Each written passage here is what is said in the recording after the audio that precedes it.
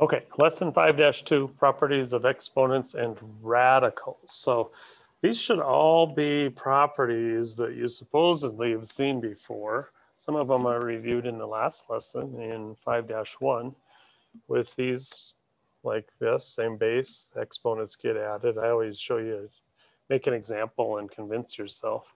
If it's in a fraction, you take the numerator exponent minus the denominator exponent. If that comes out to a negative number, that means that this n was bigger than the m. If you have more of them in the denominator than the numerator, so if a negative exponent, then that just means whatever you get has a denominator. You could put them in the denominator with a positive exponent. Powers to powers multiply. And if you have a product of two factors to a power, you can distribute that power in on each of them right there, like sort of like that. And then this is what I was saying up above here. If you took m minus n and got a negative number, so if this is negative, like right here, that just means you had more of them in the denominator. So as a positive exponent, you're going to put them down there. And then you can look at the examples on the right side there if you need a few more examples with numbers to convince yourself. All right, let's take it away and see how some of these would work. So in this problem, remember we said that this 3 gets distributed inside. So I've got 3 to the 1/2. I've got 32. Now remember, this is power to power, so you should multiply that. 2 over 10, which reduces to 1/5. So if you were doing that problem, you can, depending on what the directions were for the problem, if the directions were, as it say on this problem, I believe, how can you rewrite the expression using properties of exponents? So we did apply the property, since that was 3 to the first, 1 times 1/2, and 2/5 times the 1/2, and reduce any fractions. Don't leave them in an unreduced fraction. So then this next one, let's see what happens here. I'll leave this 2a to the 1/3 alone for now. Distribute this inside. Remember, if there's nothing there, it's a 1. So powers to powers multiply. So that'd be a to the 2/3. And then 1/2 times 2/3, that'd be 2 over 6, or those 2's are going to cancel there. So I'm going to have b to the 1/3. Next thing, when everything is multiplied like we have now, like you could remove those parentheses and just say 1/3, a to the 1/3, a to the 2/3, b to the 1/3. What you need to do now is when you have like bases multiplied, then those exponents are going to be added. So you're 1/3 plus 2/3, 3/3 or 1. And this b doesn't have anything to affect its exponent. So it's going to stay with the 1/3. So we definitely use several properties of exponents there. Powers to powers multiply or distribute inside both. Those are 2 different properties they listed. And then this one where you have a product with the same base, you add the exponents. Continuing here, a 4th root. And then just sometimes some people like to convert these over and rewrite it with the rational exponents is what I'm kind of thinking. You might simplify it at the same time, like 81, remember that's 9 times 9, so that's 3 times 3, 3 times 3. So this is really 3 to the 4th. And the 4th root of that would mean that's just 3. So another way somebody else might think to do that one is if you were paying attention to this means 1/4 power. So this would be like 81 is 3 to the 4th and then to the 1/4 powers. So that would be a way to do it.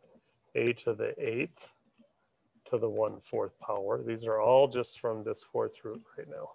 And then the b to the 5th to the 1/4 power. So now keep going. Powers to powers multiply. So if you multiply those two, 4 times the 4th is just 1. And then 8 times 1/4, think of this 8 over 1 if you want, it'd be 8 over 4. So that's just a plain 2. And b to the 5/4. Okay, let's start with that. but that's more than one. So at some time, somebody might want to say, well, the b to the 1 is going to be out here. So this is like b to the 4/4 times b to the 1/4. Well, this is a b to the 1, but this 1/4 here could mean the 4th root of b still as well. So, just depending on what the directions are there, or how if you're supposed to write it with exponents, you might leave it there. If you're supposed to write it in a simplified radical form, then it would be written in this form. Continuing, when you have a problem like this next one, if at all possible, I would simplify under the square root first. And what I mean is, you've got an x to the 4th there over an x here. Remember, you subtract those. So x to the 4 minus 1 would be x to the 3rd. This y squared is already up there, and then the 125 I would just leave down on the bottom. And then at this point, depending on if you do exponents, you could convert this to x to the 3rd to the 1/3. I'm going to distribute this 3 in as a 1/3 power on each of these.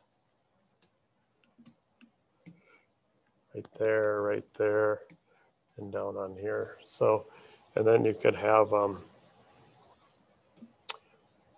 this would be y to the 2nd to the 2/3.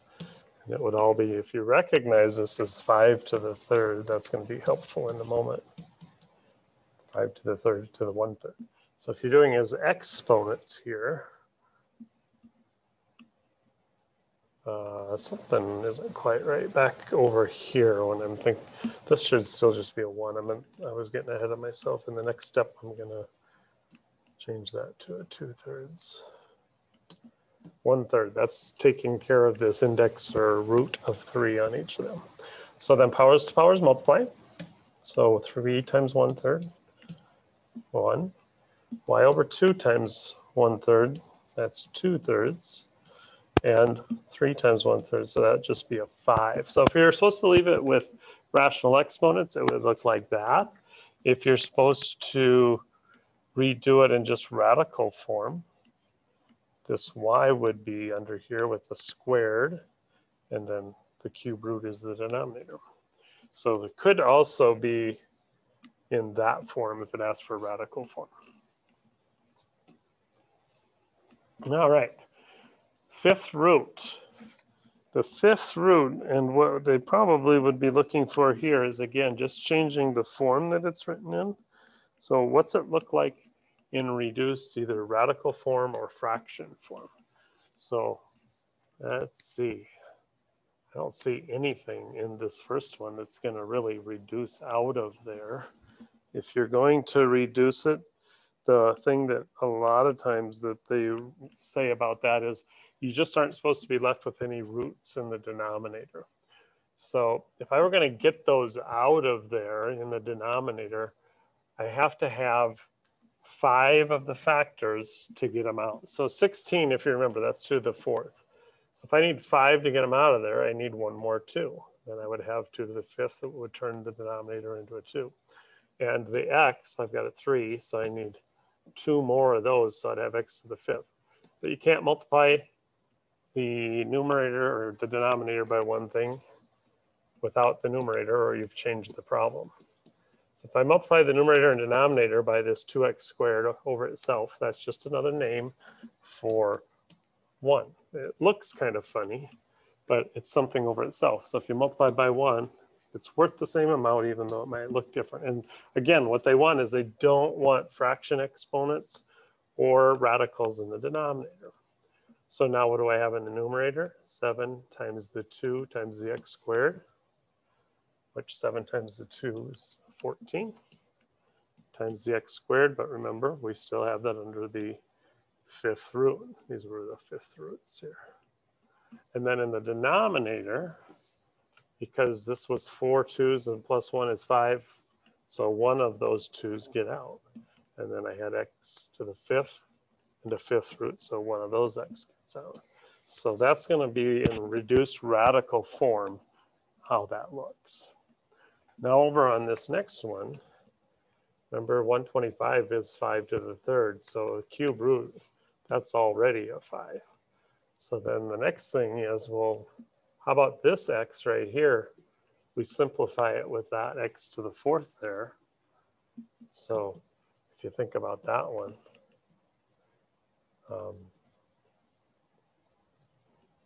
see how we got 125 there for now, and this x is going to wipe out one of those, so it's really an x cubed. And I use this to simplify that down to a 3, and then I'll still have that y squared up there. So my cube root of this 125, 5, and then the cube root of x cubed, x, this y squared, I don't have 3 of them to get out, so that's going to be stuck in the numerator, which is a cube root of y squared. You can have your radicals in the numerator, they just don't like them left in the denominator. Or what? Plain numbers for dividing, so like you can split them up into an equal number of groups and explain how many are in each of those groups. Continuing from there to reduce. So again, no square roots left in the denominator. 16 is to the fourth. I need 5 of them, so I'm going to need another 2 down there. So I'm going to have to multiply it on the top and the bottom, so it's a 1. I need 2 more x's down here to make 5 of them, since that's what it takes to get out. So I'm going to have to multiply by an x squared up there. This feels like the problem I just did. Is this the problem I just did? It sure is. I don't want to do it again. But 14 x squared on top, fifth root, and in the denominator, a 2 and an x. And the next one, now we have a fourth root and a cubed root. So what are we going to do with those? I think fraction exponents are probably the way to go here. So we're going to have a fourth root, 27 is 3 to the third, x squared, and then my cubed root of x. Remember this one right here would be 3 to the third x squared all to the 1/4 power. And this one times over here would be x to the 1/3 power. Next, what I'm going to do is distribute this 1/4 in. So this would be 3 to the 3/4, x to the 2/4 or 1/2. But that's over 1 multiplying. 2 times 1 is 2 over 4. And then x to the 1/3. Now when you have like bases, you do what with those exponents? These two right here? Exactly, you add them. So 1/2 plus 1/3, we're going to have to get a common denominator there of 6. So that would be 3/6 and 2/6. So that when you add those together, 3 and 2, you've got 5/6. And that would be simplifying that one so that you end up with something that is in a single radical as opposed to having multiple radicals involved there. It might not be all that pretty. If you wanted at the end to have them under a single radical here, like these, then we got to get a common denominator. So in this case, that would be a 12. So like multiplied by a 3 over 3 there. So that'd be 3 to the 9/12. And this next one would be multiplied by 2 over 2. So you get 12. So that'd be x to the 10/12. And that way you could do your 12th root, put your 3 to the 9th in there, and your x to the 10th. Then it would be into a single radical. So rational exponents, the first one with simplified exponents, fractions, rationals, and if you wanted it in a single radical, that would be one right there. Okay, oftentimes you'll see these as well where you're supposed to simplify on this problem. 2,000. Let's see, is that 100 times 20, right? And 20 is 4 times 5, so I'm kind of thinking perfect square, that gets a 10 out. Perfect square, that gets a 2 out. So you know that could have been 400 times 5, I guess. That's just, break it down into the perfect squares that you see. But I need 3 things to get 1 out. So let's see, what else am I've got that's like 10 times 10, and this is a 2 times 10. And I've got 3 2s there as well, so 1,000.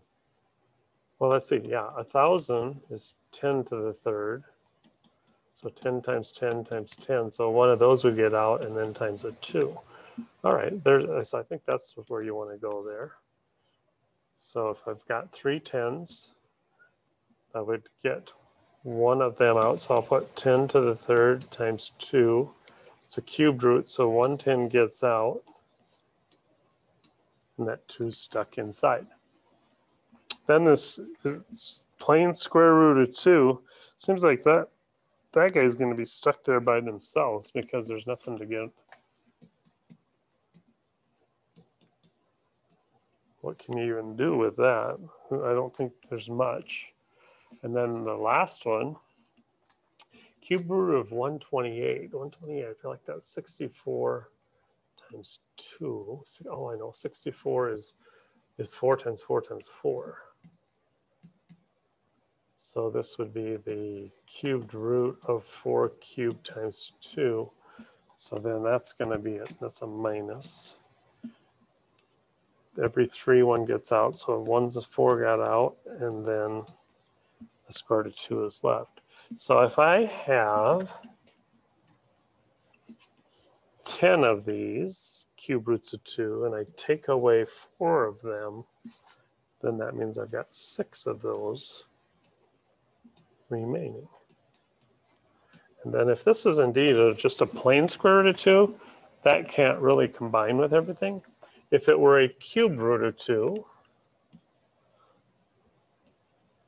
then we would add it back in here and say 6 cubed roots of 2, and this is like one of them if there's no number in front of it, no coefficient. So then we would have 7 cubed roots of 2 if that was the problem. All right. If it's a plain square root of 2, though, which I think the problem I actually was doing, then it would not combine, and they would just be left separate. All right, another one. So these are all square roots on this one. So every factor of 2, I'm thinking 4 times 5 there. So then the 4 gets out. Square root of 4 is 2. The square root of 5 stays. 100 times 6. 100 times 6, because the square root of the 100 gets out is a 10. And the square root of 6 would stay. 25 times 5. And the square root of 25 is 5 times 5. So simplified there would look just like that. All right, multiply rational expressions out. So we've done these before with the imaginary numbers. This first one, and they're conjugates of each other. The middle part should cancel out because there's a negative x squared root of 10, positive x squared root of 10. Those are going to cancel each other, undo each other. So then all I have left are x times x, or x squared. And then also, what's this? Minus square root of 10 times this plus square root of 10. Well, negative 10 is a positive is negative. Square root of 10 times square root of 10 is 10. So if you were supposed to find that product, it would look like that. The one on the right here, distribute. Square root of 6 times 5. 5 square roots of 6. And square root of 6 times, or let's see, plus, that's like a square root of 18. And if you think about the 6 has a 3 in it, somebody might say, oh, that 3 then is going to get out and have a 2 there. Or once you get to this point, this is 9 times 2.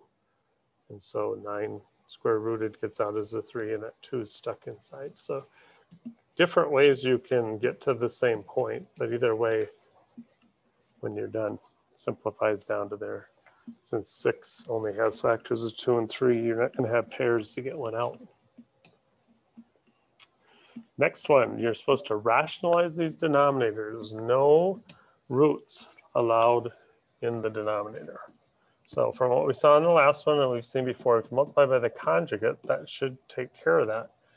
The minus 2 square root of 3 plus 2 square root of 3 are going to cancel. So what are we left in this denominator with? A 4 from that 2 times 2, and a negative square root of 3 times a positive would be a minus 3. Multiply by this over itself. FOIL it all out. So your 5 times your 2 is a 10. Your 5 times your square root of 3. Your negative 2 square root of 2. And then your negative square root of 6. And then this denominator is just 1. Anything in that numerator does not appear to be like terms. None of these square roots are identical. So unless I made a mistake there somewhere, I don't see that I did. That whole thing ends up being your answer on that problem.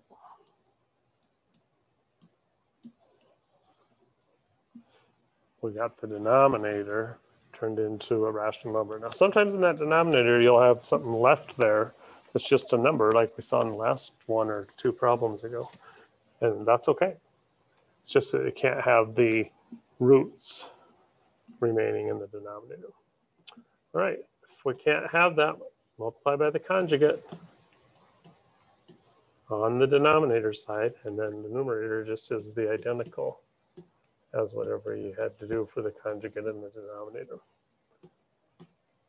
All right, hopefully this square root cancels out in the middle right there, or negative square root of x, positive square root of x. 1 times 1 down there would be 1, minus the square root of x squared of x is x.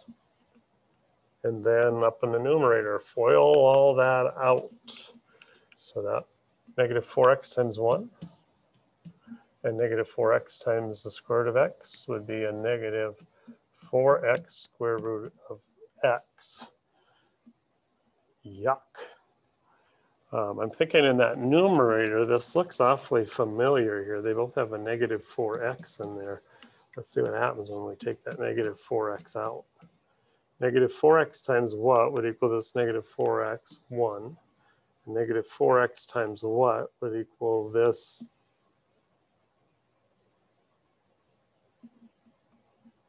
That would be a plus square root of x. I was thinking it was maybe going to cancel this denominator out, but the signs are different in there, so that will not cancel out because the two things, if this had either been a minus and a minus or this had been a plus and a plus, we could have simplified that, but this might look a little better than that problem, but neither one of them are real pretty with simplifying. It's just no roots or fraction exponents allowed in the denominator.